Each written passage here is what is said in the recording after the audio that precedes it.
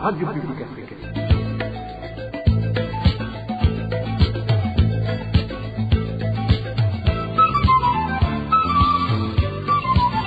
Radio Publique Africaine.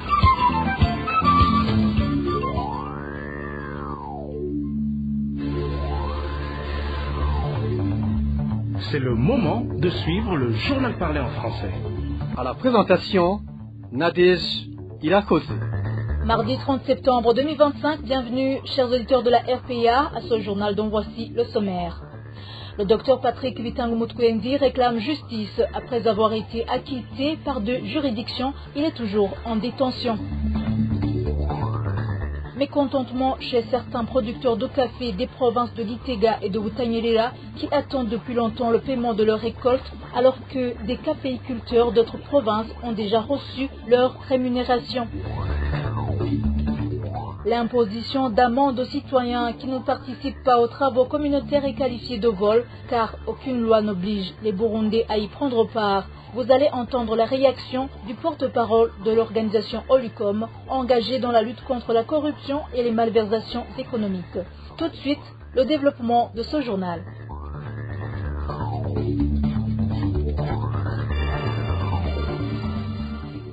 Bonsoir, ouvrons ce journal par la page Justice.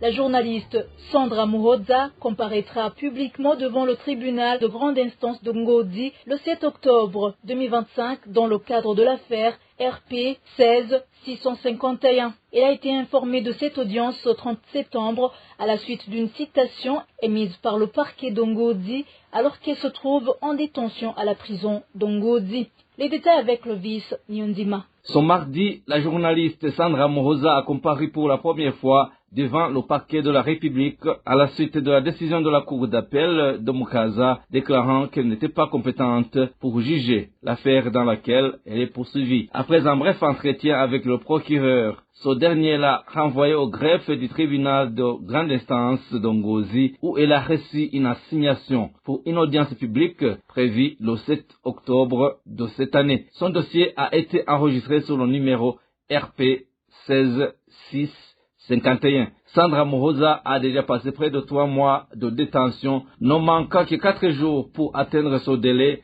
une situation que ses avocats qualifient d'arbitraire, étant donné que la Cour d'appel avait annulé le jugement initial. En effet, cette dernière avait déclaré ne pas avoir compétence pour statuer sur l'affaire et avait de ce fait annulé la peine qui avait été prononcée ainsi que le mandat d'arrêt émis contre lui. La journaliste Sandra Muhoza avait été arrêtée en avril 2024, accusée d'atteinte à l'intégrité nationale du territoire et aversion raciale. Elle avait été condamnée par le tribunal de grande instance de Mukaza à une peine d'1 an et 9 mois de prison ferme. Merci Clovis. Nyondima, toujours en page justice. Presque 2 mois après son acquittement par la juridiction d'appel, Dr Patrick Vitangu Mutkwendi est toujours en détention. Arrêté en 2024, victime d'un commentaire fait dans un groupe WhatsApp sur le travail de la CVR, le médecin a été acquitté par 2 juridictions, mais aucun de ces 2 jugements rendus n'a été respecté. Inès Gakidza nous fait le point. La dernière instance qui a acquitté le docteur Patrick Vitangu Mutkwendi en procès d'appel est la cour d'appel de Mukaza. Celle-ci a rendu son jugement le 7 août dernier. 55 jours après ce verdict, le docteur Vitangu Mutkwendi demeure en détention à la prison centrale de Mimba.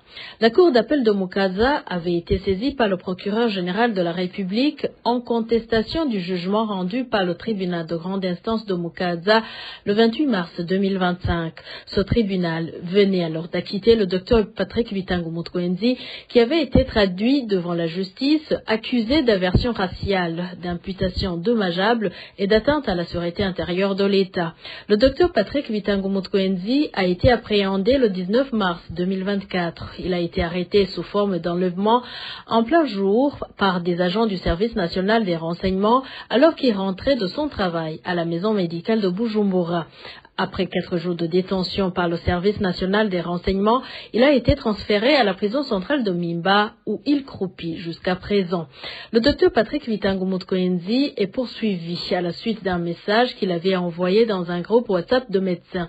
Il y commentait le travail de la commission Vérité et Réconciliation et plus précisément la question controversée de l'exhumation des restes humains sans expertise scientifique. Il avait déclaré que la CVR risquait même d'exhumer des ossements non humains à la place des os humains. C'est ce commentaire qui lui a valu des accusations d'atteinte à la sûreté intérieure de l'État, d'aversion raciale ou ethnique et d'imputation dommageable. Mais malgré son acquittement à tous les degrés de juridiction, en première instance comme en appel, le docteur Bitango Mutkoenzi reste emprisonné, alors que la confirmation de son acquittement en appel lui a été signifiée il y a près de 2 mois. Merci Inès Gakidza. Après une courte pause, c'est la page Société. Le quartier de Kigobe et ceux des environs, tous situés au nord de la ville de Bujumbura, ne sont pas alimentés en eau potable de la Régie des eaux depuis 3 jours. Ce problème affecte même certaines écoles à régime d'internat où les élèves vont puiser de l'eau sale de la rivière Nahangwa, craignant ainsi d'attraper des maladies liées au manque d'hygiène. Reportage d'Emmanuel Nyungeko. Les habitants du quartier de Kigobe, de même que ceux des quartiers environnants situés au nord de la ville de Bujumbura, font savoir qu'ils sont dans des difficultés liées au manque d'eau potable de la Régie des eaux observée depuis 3 jours. Un des citoyens de Kigobe explique qu'il n'était pas habitué à ce genre de situation qui affecte même certaines écoles à régime d'internat. Je suis un des habitants de la ville de Bujumbura au quartier de Kigobe où nous ne sommes pas approvisionnés en eau potable du 28 jusqu'aujourd'hui le 30 septembre. Depuis cette date, nos maisons ne sont pas alimentées en eau. C'est une situation à laquelle nous n'étions pas habitués vu qu'il y a des écoles d'internat, le Teskamenge et le lycée Vugizo. Face à ce manque d'eau, les élèves de ces établissements se contentent de l'eau sale de la rivière Nahangwa. Par exemple, à l'Eteskamenge et au lycée de Vugizo, les élèves se réveillent la nuit pour aller puiser dans la rivière Nahangwa ou les eaux de pluie. Nous sommes vraiment fatigués. Craignant d'attraper des maladies de manque d'hygiène, ces habitants demandent à toutes les autorités habilitées de résoudre ce problème. Nous voudrions solliciter les responsables de la ville de Bujumbura, ceux du ministère de l'énergie et mines et ceux de la régie des eaux de s'activer pour cette pénurie d'eau afin qu'elle soit disponible dans la mesure où des maladies des mains sales sont déjà présentes dans la ville de Bujumbura. Il y a notamment le choléra comme le ministère l'a dernièrement annoncé. Ce problème de manque d'eau potable de la Régie des eaux se rencontre également dans certains établissements sanitaires, dont l'hôpital militaire et l'hôpital Roi Khaled, comme le révèlent les habitants proches. Contactés à ce sujet, les responsables de la Régie des eaux confirment ces informations. Ils expliquent que ce manque d'eau est dû aux coupures du courant électrique, tout en promettant que ce problème sera réglé à partir de ce mardi. Emmanuel Nyungeko, toujours en parlant société, en pénalisant les habitants et les entrepreneurs qui ne respectent pas les règles d'hygiène, le gouvernement a juste abusé de son pouvoir vu que l'État est en grande partie responsable de cette insalubrité. Propos du président de l'association FACHA, une association militant pour la protection de l'environnement au Burundi. Patrice Saouguheba, président de la dite association, illustre cela par quelques exemples, l'importance du rôle du gouvernement dans cette tâche. Suivez-le. Voyez vous-même combien l'eau manque cruellement à Bujumbura et dans d'autres provinces du pays. Alors comment voulez-vous que les gens rincent correctement les ustensiles qu'ils utilisent par exemple dans des restaurants? Et bonjour les mouches. De plus, les restes de la nourriture ainsi que les épluchures sont collectés puis mis dans des sacs.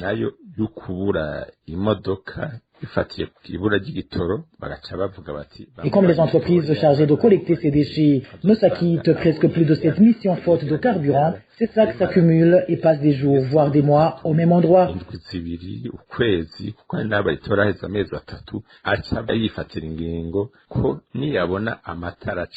Et faute de place, les gens profitent de la coupure d'électricité pour aller jeter ces ordures en pleine rue. Des fois, ces déchets sont brûlés à même la rue. bagaca barondera ingene bazobiturira. Tout ça pour vous dire que, pour ce qui est de l'hygiène, la Régie des eaux est le premier concerné, non seulement en disponibilisant l'eau, car comme on dit, l'eau c'est la vie, mais également en disponibilisant le courant électrique pour éviter que les gens continuent de profiter de l'obscurité et jeter ces déchets en pleine rue. Donc, vous comprenez que la synergie de tous est nécessaire, à commencer par la Régie des eaux, les administratifs, les chargés d'hygiène, et même les agents de l'ordre.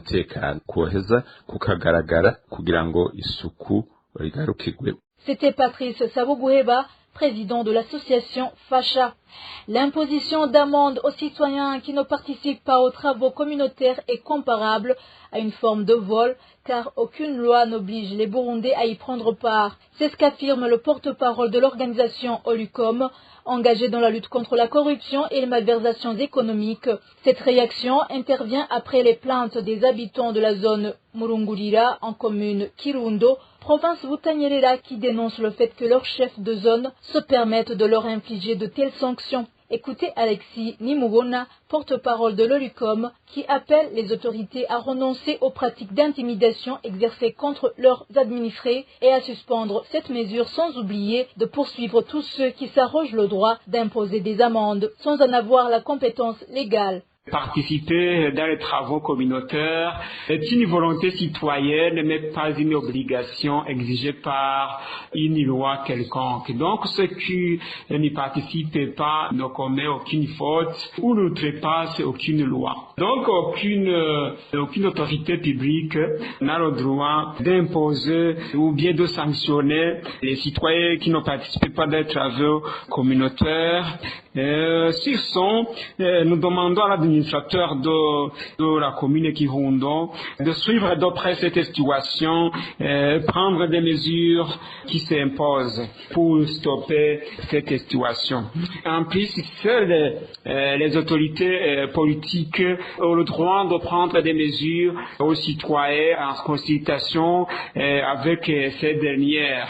Donc, aucun autre individu ni un partisan un quelconque parti politique n'a le droit de collecter des impôts ou d'imposer des amendes aux citoyens. Donc, il revient alors aux autorités locales de stopper cette situation. À présent, page agriculture. La consternation est grande chez certains producteurs de café des provinces de Gitega et de Butanyerera qui attendent depuis longtemps le paiement de leur récolte. Cette situation suscite d'autant plus d'inquiétude et de mécontentement, surtout qu'il y en a des caféiculteurs d'autres provinces qui ont déjà reçu leur rémunération. Un reportage de David Claude Mbananayo. Un exemple parmi ces caféiculteurs qui dénoncent le retard dans le paiement de leur production se trouve dans la commune de Matongo, en province de Butanyerera. Dans cette localité, les producteurs affirment avoir livré leur café depuis le mois de mars de cette année, mais jusqu'à ce jour, ils n'ont toujours pas perçu leur rémunération. Cette situation contraste avec d'autres régions du pays où les agriculteurs ont déjà été payés. L'un de ces caféiculteurs témoigne. Nous sommes préoccupés par le fait que la rémunération du café n'a pas été distribuée de manière équitable entre les uns et les autres. Nous nous demandons sur quels critères les paiements sont effectués, puisque nous constatons que certains de nos collègues ont déjà été payés alors que nous attendons encore. Y aurait-il du favoritisme ou bien privilégions seulement ceux qui ont livré de grandes quantités? La même situation prévaut dans la zone Chombo, province de Gitega. Les producteurs expliquent qu'ils se rendent régulièrement à la banque pour vérifier leurs comptes, mais n'y trouvent aucun versement. Ce non-paiement a de lourdes répercussions sur la vie de ces cultivateurs. Beaucoup d'entre eux confient qu'ils peinent aujourd'hui à faire vivre leur famille et que la pauvreté les accable davantage. Nous demandons à être payés en une seule fois, car nous vivons déjà dans une situation de pauvreté est aggravé par le manque de semences et nos enfants viennent de reprendre le chemin de l'école. Nous devons donc subvenir à leurs besoins. Ce retard intervient alors qu'en août 2025, le directeur général de l'Office de développement du café avait annoncé qu'à partir du 25 du même mois, des producteurs de café des différentes provinces commenceraient à recevoir leur paiement. Merci David-Claude Mbananayo. Le ministère de l'Environnement, de l'Agriculture et de l'Élevage a annoncé qu'à partir de ce 30 septembre, il va commencer à vendre des semences de maïs sélectionnées à un prix abordable pour la population. Le même ministère a également précisé le quota de kilogrammes de maïs que chacune des 5 provinces du Burundi recevra. Innocent Valentin Singirangabo pour plus de détails. Dans son communiqué concernant les agriculteurs du Burundi, le ministère de l'Environnement, de l'Agriculture et de l'Élevage a mis en vente des semences améliorées de maïs à rendement élevé à un prix abordable, publié ce lundi 29 septembre. Dans le même communiqué, le ministère informe que les semences de maïs qui seront distribuées à la population sont de la variété PAN 53 et que chaque cultivateur pourra les acheter au prix abordable de 4 500 francs le kilo à partir du 30 septembre. Cela dit que le ministère de l'Agriculture et de l'Élevage met en garde tous les Burundais que tout commerçant surpris à revendre ces semences se verra sanctionné conformément à la loi, car elles sont réservées aux agriculteurs seulement. On précise que les 5 provinces du Burundi recevront au total 800 000 kilos de semences de maïs obtenues par le ministère. Voici la répartition.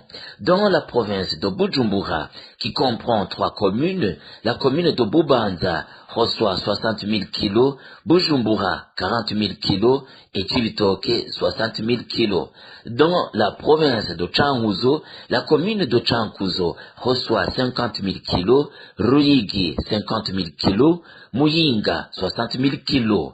Dans la province de Gitega, Gitega reçoit 60 000 kilos, la commune de Karuzi 50 000 kilos, la commune de Mwaro 50 000 kilos. Dans la province de Butanyerera, la commune de Kayanza reçoit 60 000 kilos, Ngozi 60 000 kilos et Kirundo 40 000 kilos. Enfin, dans la province de Burunga, qui compte de nombreuses communes, la commune de Makamba reçoit 40 000 kilos, la commune de Rutana 50 000 kilos, Rumonge 40 000 kilos et la commune de Bururi 30 000 kilogrammes. Merci Nossa Valentin Singirangabo.